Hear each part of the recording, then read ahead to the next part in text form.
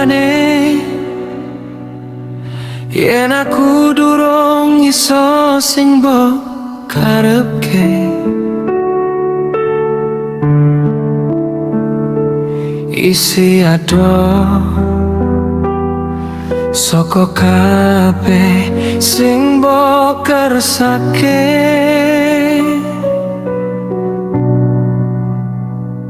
Aku wis nyoba berjuang sakuatku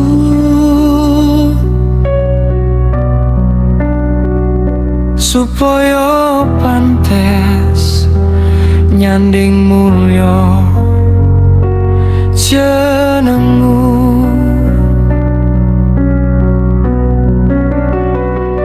Aku wis nyoba dadi apa sing mbok puji, nanging rasane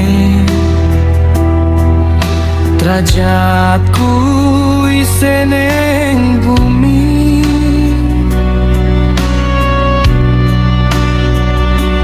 Kowe duwe koyo cahya ning rembulan, aku ning kene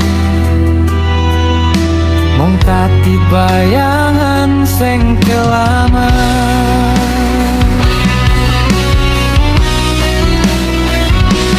Opo kudu aku nemu patiku supaya kowe ngerti sepiro apa perjuanganku.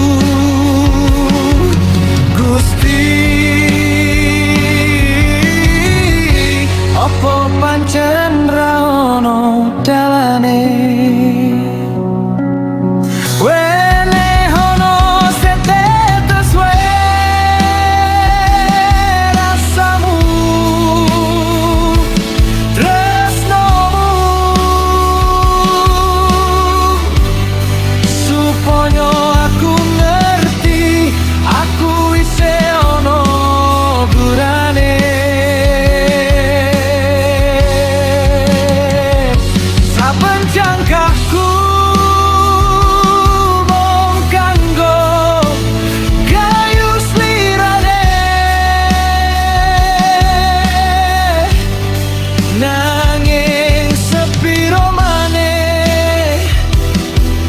Atiku kudu mbok remukne.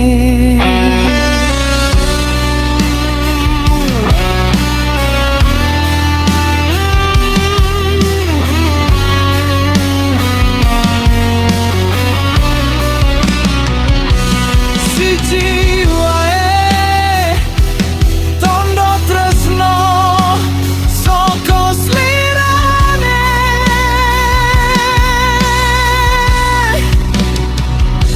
mung setetes kanggo nambani periki. Senajan aku ngerti aku dudu sepadanmu. Wene ono setetes rasamu, tresnomu, supaya aku nanti aku iso ono genane. Kapan jangka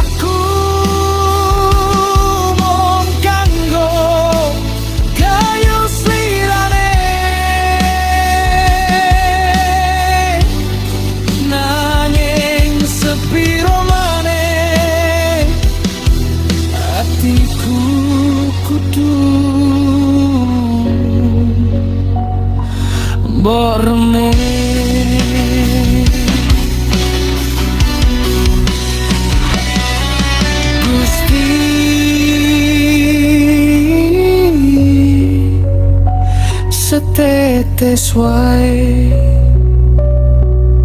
cukup.